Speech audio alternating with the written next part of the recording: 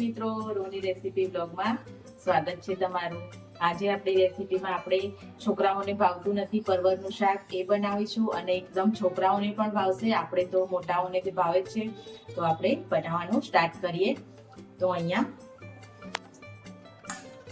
250 ગ્રામ જેટલા મેં પરવર લઈ લીધા છે અને સાથે એક બટાકું લઈ લીધું છે નાનું। તો આને આપણે હવે સમારી દઈશું। આપણે પરવરને છોલવાના નથી, છોલીશું તો એકદમ ફીક્કું શાક લાગશે, ટેસ્ટ એનો આવશે નહીં। જો બીજ તમને ના ભાવતા હોય તો તમે બીજ કાઢી શકો છો, નહીં તો આ રીતે જ ડાયરેક્ટ જ સમારી દેવાના હોય છે। તમને ના ભાવે તો બીજને આ રીતે આપણે કાઢી શકીએ છીએ, નહીં તો પરવર એકદમ ગુણકારી હોય છે, ટેસ્ટમાં પણ સરસ લાગે છે। આ પ્રોસેસથી બનાવશો તો મસ્ત એવું પરવરનું શાક થશે। એકદમ આપણે મીઠાશ એની જશે નહીં પરવરની, એ રીતે શાક બનાવીશું।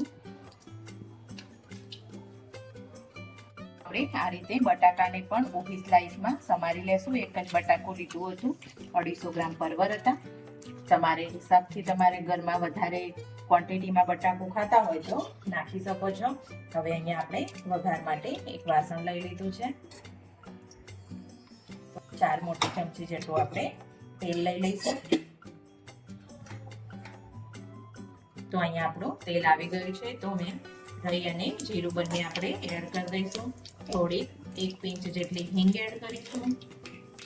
અહીંયા લસણ થોડું 10 થી 15 પડી જેવું લસણ છે આપણું, તો એને એડ કરીશું અંદર અને લસણને થોડું એવું પકાવવા દઈશું। લસણ આપણું થોડું એવું ગોલ્ડન કલરનું થઈ ગયું છે, તો આપણે થોડી હળદર નાખીશું અંદર અને પછી આપણા સમારેલા પરવર અને બટાકા બંને અંદર એડ કરી દઈશું।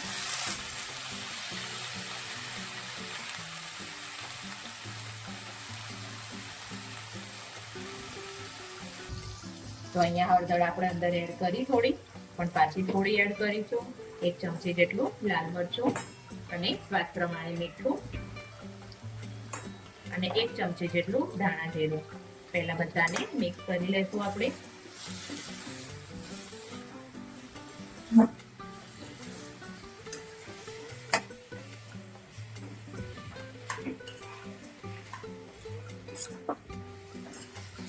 તો આ શાકમાં આપણે બહુ પાણી નહીં રેડી નાખીએ, કે વધારે પાણી રેડી થઈશું તો ફીક્કું લાગશે એકદમ શાક, એટલે સામાન્ય જ પાણી નાખી અને શાકને આપણે ચડવીશું।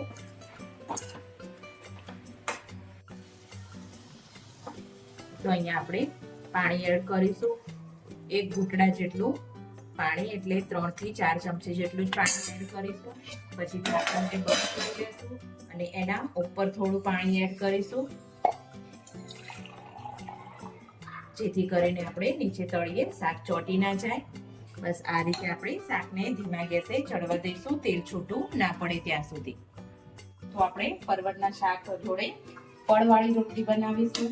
તો જો પડવાળી રોટલી માટે આપણે જે રેગ્યુલર રોટલીનો લોટ બાંધીએ છીએ એ જ રીતે લોટ લઈ લેવાનો છે। એમાંથી મેં એક નાનું ગુલ્લું લઈ લીધું છે, 2 સરખા મીડિયમ સાઈઝના આપણે લઈ લઈશું।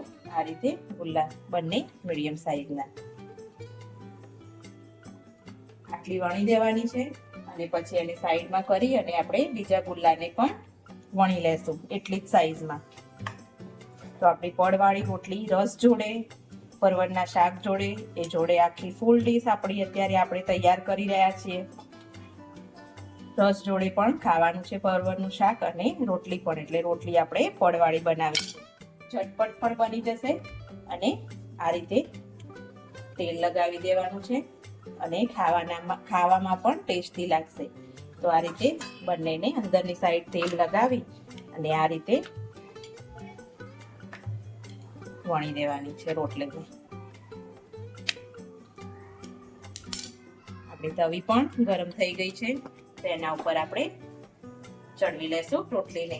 બસ એવી જ રીતે આપણે બીજી રોટલી પણ તૈયાર ફટાફટ કરી લઈશું।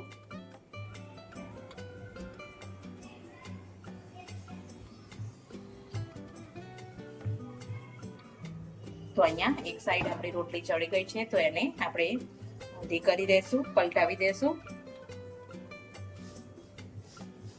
તો આપણી બીજી સાઈડ પણ એકદમ મસ્ત રોટલી ચડી ગઈ છે. તો એને ઊંધી કરી અને સહેજ કપડાની મદદથી આપણે જે કાચો ભાગ હોય એને થોડો એવો ચડવી લેશું અને મસ્ત એવી આપણી પડવાળી રોટલી તૈયાર છે.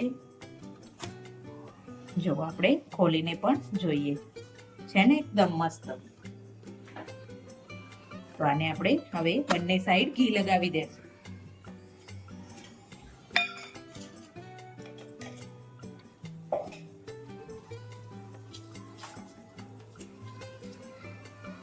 ઉપર પણ લગાવીશું અને અંદર પણ ઘી લગાવીશું. મસ્ત લાગે છે રોટલી. તો આપણા શાકને ચડતા 10-1 મિનિટ જેટલો ટાઈમ થઈ ગયો છે. તો આપણે ખોલી લઈશું. ઉપરનું બધું જ પાણી આપણું બળી ગયું છે અને અંદરનું પાણી પણ આપણું એકદમ મસ્ત એવું થઈ ગયું છે અને તેલ પણ છૂટું પડી ગયું છે. હવે આપણે અહીંયા ગેસને બંધ કરી દઈશું. આપણું મસ્ત એવું પરવર અને બટાકાનું શાક તૈયાર છે. તો આપણે હવે સર્વ કરી લઈએ.